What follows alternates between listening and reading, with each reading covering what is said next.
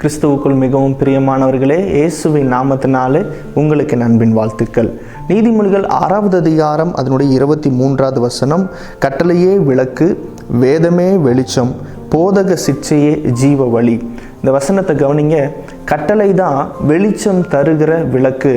இன்னைக்கு கிறிஸ்தவர்களாகிய நமக்கு அநேக வாக்கு தத்தங்கள் தெரியும், அநேக ஆசீர்வாதமான வார்த்தைகள் தெரியும். இதையெல்லாம் கர்த்தர் பேசும் பொழுது நமக்கு சந்தோஷமாக இருக்கும். நம்ம ஆமேன்னு சொல்லி அதை அப்படியே ஏற்றுக்கொள்ளுவோம். ஆனால் சில வேளைகளில் சிலருக்குள்ள கட்டளைகளை ஏற்றுக்கொள்ளுகிற மனப்பான்மை இருக்காது. ஆண்டவர் கட்டளைகளாக சில காரியங்களை சொல்லுவார். இதை செய்ப்பா, இதை செய்யாத, இது உனக்கு வேண்டும் வேண்டாம் என்று கட்டளைகளால் ஆண்டு போதிக்கும் பொழுது அதை ஏற்றுக்கொள்ள நம்முடைய இருதயம் பழக்கப்படாது. இதை கர்த்தர் விரும்புகிறது இல்லை.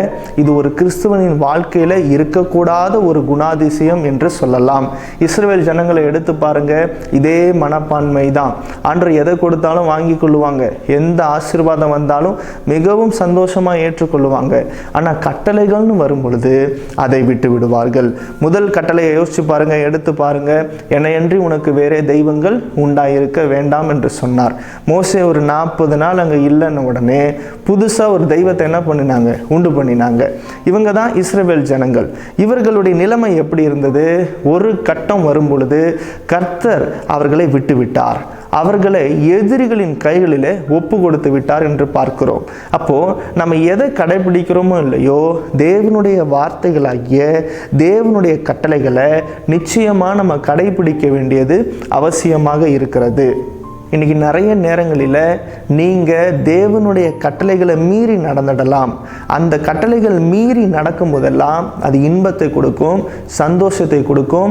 அந்த மீறி நீங்கள் நடக்கிற துவங்குகிற காரியங்கள் இன்பமானதாக தான் இருக்கும். ஆனால் நான் சொல்லுகிறேன், நிச்சயமாகவே அந்த காரியங்கள் முடியும் பொழுது, அதாவது தேவனுடைய கட்டளைகளை மீறி நீங்கள் ஒரு காரியத்தை துவங்குனீங்க இல்லையா, அது முடியும் பொழுது இன்பத்தை அல்ல, அது துன்பத்தை தான் கொடுக்கும்.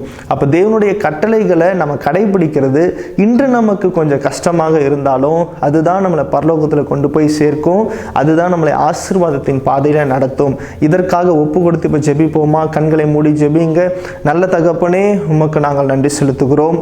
ஆண்டவரே, நீர் எங்களுக்கு கொடுத்திருக்கிற எல்லா கட்டளைகளையும் நாங்கள் கை கொள்ள எங்களுக்கு நீங்க பலனை தருகிறதற்காக ஸ்தோத்திரம்.